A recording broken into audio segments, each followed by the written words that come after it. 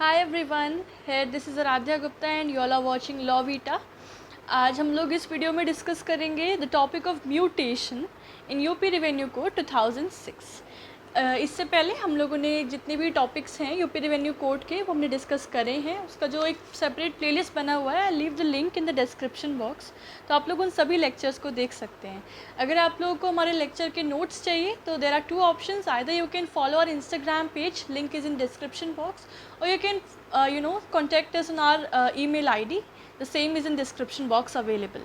चलिए, म्यूटेशन क्या होता है? म्यूटेशन का मतलब होता है चेंज, किसी भी तरीके का चेंज करना या चेंज होना।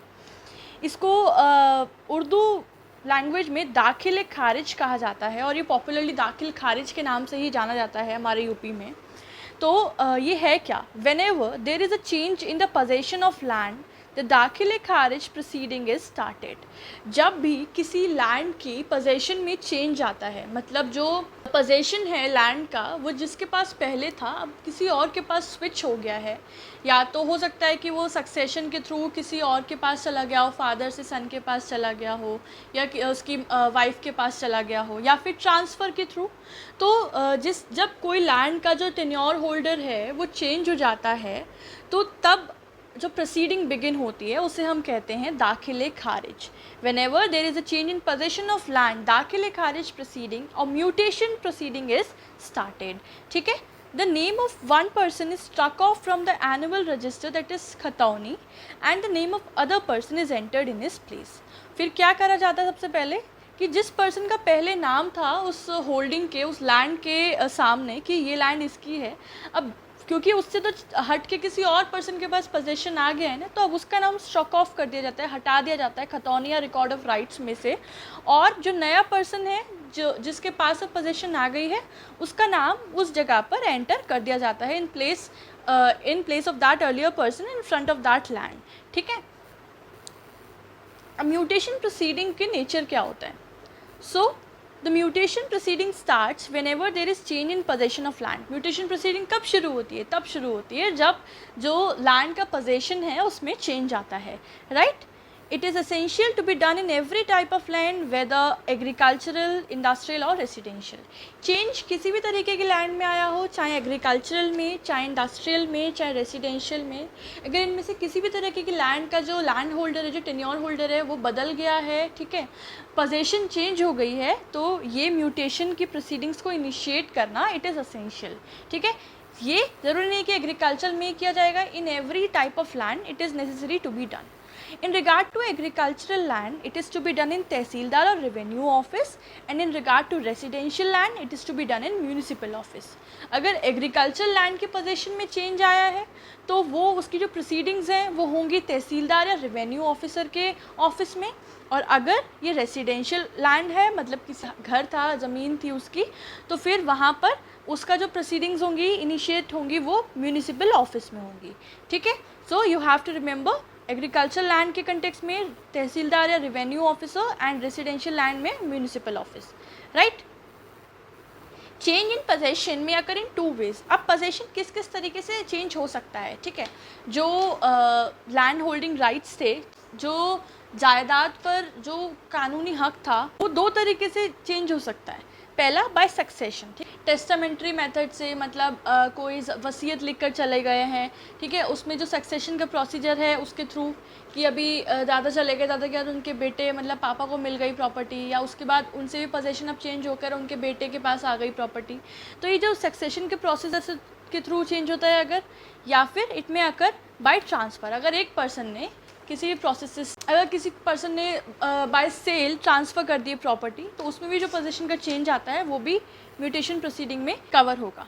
अब डिस्कस करते हैं दोनों एक एक। पहला है mutation on ground of succession. ठीक है। सक्सेशन के ग्राउंड पे कैसे म्यूटेशन का प्रोसीडिंग्स होती हैं, सेक्शन 33 बात करता है। देखो, 32 सेक्शन तक हम लोगों ने लास्ट लेक्चर में कवर कर लिया था, जो कि 32 सेक्शन बात कर रहा था करेक्शन ऑफ रिकॉर्ड्स की। ठीक है। तो यहाँ पर 33 बात करता है mutation on ground of succession. So person who is obtaining the possession of any land by succession shall submit the report of such succession to the revenue inspector of that circle in which the land is situated.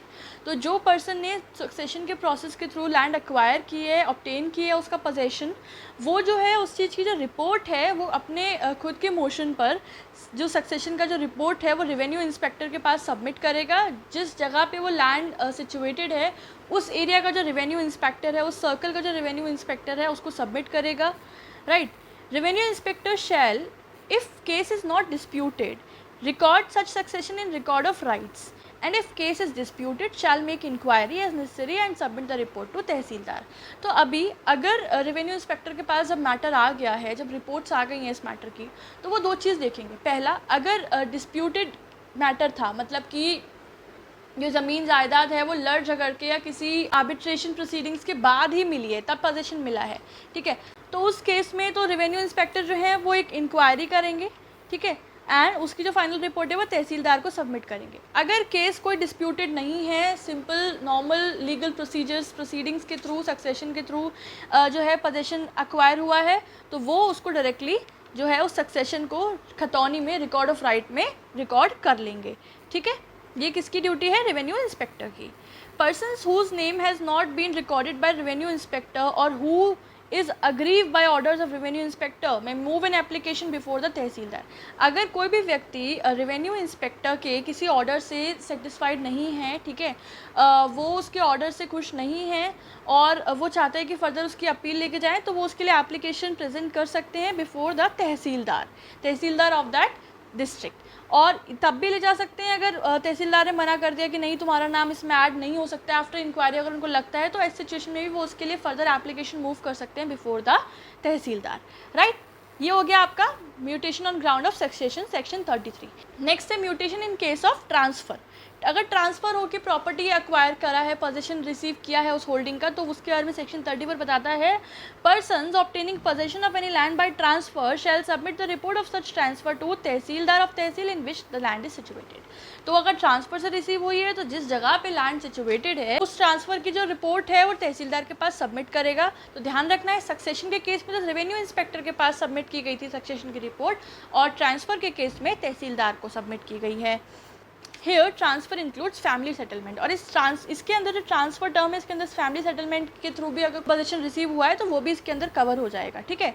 State government fix a scale of fees for getting entry in the record of rights on the basis of transfer.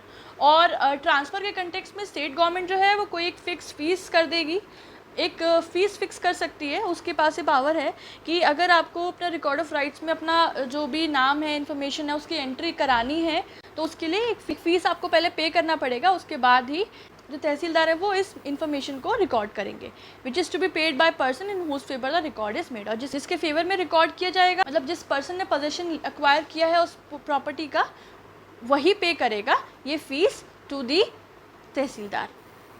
तो ये हो गया आपका कि mutation on ground of succession और mutation on ground of transfer के क्या proceedings हैं. ठीक है, किसके पास जो है वो मैटर की रिपोर्ट लेके जाया जाता है, सबमिट किया जाता है. Now section 35 procedure of mutation in cases of succession और ट्रांसफ़र. अब क्या प्रोसीजर होता है म्यूटेशन का?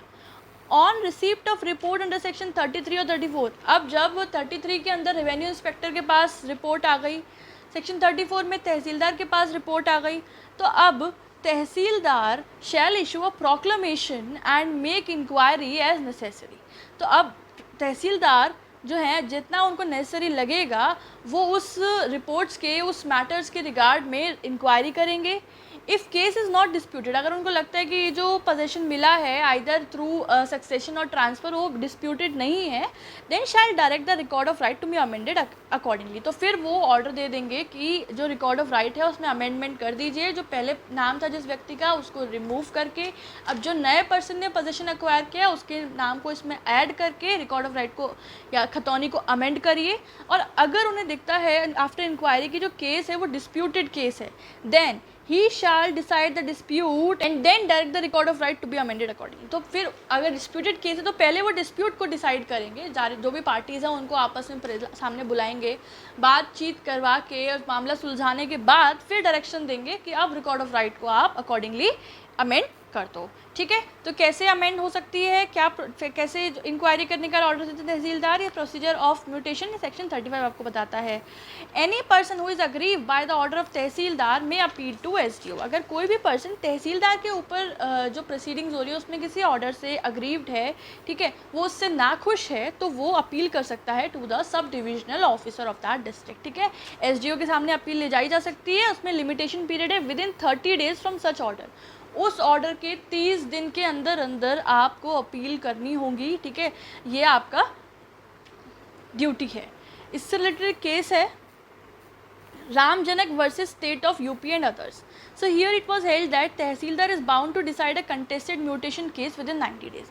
देखो, आपके कंटेक्स्ट में जब आप अपील लेकर जा रहे हो तो आपका लिमिटेशन पीरियड है कि 30 दिन के अंदर अंदर एसडीओ के सामने अपील प्रेजेंट करनी है, और tehsildar is bound to decide a contested mutation case within 90 days. जब यहाँ पर तहसीलदार को डिस्प्यूट सेटल करना था, डिसाइड करना था, तो ये इसका भी लिमिटेशन पीरियड इस केस में बताया है कि उसको वो सारी प्रोसीडिंग्स जो हैं, वो जो मैटर है म्यूटेशन का, उसे डिसाइड करना है 90 दिन के अंदर अंदर। उसका लिमिटेशन पीरियड है 90 डेज़ का। ठीक है, समझ में आ गया प्रोसीडिंग्स। ये हो गया आपका सेक्शन 35। नेक्स्ट सेक्शन 37 क्या कहता है? Bar against certain suits. So no suit or other proceeding shall lie in any revenue court in regard to persons who are obtaining the possession of land under section 33 और 34 unless he has made the report under section 33 और 34। तो जो भी व्यक्ति possession acquire कर रहा है 33 या 34 के प्रोविजंस के अकॉर्डिंग, मतलब आइदर थ्रू द सक्सेशन और थ्रू ट्रांसफ़र, ठीक है, और उसके थ्रू वो पोजीशन एक्वायर कर रहा है, तो ज़रूरी है कि पहले वो उसकी रिपोर्ट जो है वो सेक्शन 33 में रेवेन्यू इंस्पेक्टर को करे और 34 में तहसीलदार को करे। जब तक वो लोग यहाँ पर रिपोर्ट सबमिट नहीं करेंगे तब तक वो अपनी किसी भी तरीके का सूट या प्रोसीडिंग जो है उस केस के रिगार्डिंग में वो रेवेन्यू कोर्ट में प्रेजेंट नहीं कर सकते हैं। जब यहाँ पर रिपोर्ट सबमिशन हो जाएगा उसके बाद ही वो किसी भी तरीके की प्रोसीडिंग्स और सूट जो है प्रेजेंट कर सकते हैं इन द रेवेन्यू कोर्ट्स। ये बार है अगेंस्ट सर्टेन सूट्स। ठीक है, सेक्शन 37 ये बताता है। Next section 38, correction of error and emission. अभी म्यूटेशन की वजह से जो भी चेंजेस हुए हैं, जो भी आपको अमेंडमेंट करना है रिकॉर्ड ऑफ राइट में, उसमें कोई अगर एरर या ओमिशन हो जाता है उसको कैसे करेक्ट किया जाएगा। सो application for correction of any error और ओमिशन इन मैप बुक, खसरा और खतौनी शैल बी मेड टू तहसीलदार। तो इन केसेस के रिगार्ड में अगर कोई भी एरर हुआ है, कोई ओमिशन हुआ है, चाहे वो मैप बुक में हुआ हो, खसरा में या खतौनी में, तो उसके लिए एप्लीकेशन प्रेजेंट की जाएगी to the tehsildar of that tehsil. On receiving application, tehsildar shall make the needful inquiry and shall refer the case along with his reports to collector in map correction and SDO in other correction। तो अभी तहसीलदार के पास इसकी application आ गई है, तहसीलदार जो है वो इसकी इंक्वायरी करेंगे। इंक्वायरी करने के बाद जो है वो केस को रेफ़र करेंगे अपनी रिपोर्ट्स के साथ। अगर मैप करेक्शन का मैटर है तो वो करेंगे कलेक्टर को अपनी रिपोर्ट सबमिट, और अगर खसरा या खतौनी के करेक्शन करना है किस तरीके का उसकी रिपोर्ट से, तो वो एसडीओ को प्रेजेंट किया जाएगा। जो केस है फिर डिसाइड किया जाएगा बाय कलेक्टर और SDO. Any person who is aggrieved by order of them shall appeal to commissioner. कोई भी व्यक्ति अगर कलेक्टर या एसडीओ के किसी भी ऑर्डर से अग्रीव्ड है, ठीक है, तो वो उसके लिए फर्दर अपील कर सकते हैं टू द कमिश्नर। ठीक है, यहाँ पे उनके पास पावर है कि वो फर्दर इसकी अपील कर सकते हैं टू द कमिश्नर, और इसका टाइम पीरियड है विद इन 30 डेज़। जब से इन लोगों ने ऑर्डर दिया है उसके 30 दिन के अंदर अंदर ही आप कमिश्नर को अपील कर सकते हो, उसके बाद टाइम बार हो जाएगा, टाइम लैप्स हो जाएगा। ठीक है, तो ये हो गया कि कैसे एरर और ओमिशन जो होता है अगर किसी भी तरीके का इन मैप बुक, खसरा या खतौनी, उसको करेक्शन किया जा सकता है। Next section 39, it talks about certain orders of revenue officers not to bar a suit. So no order which is pass by revenue inspector under section 33, tehsildar under section 35, SDO collector under section 38 clause 3 और commissioner under section 38 clause 4 shall debar any person from establishing his rights to the land by means of suit under section 144।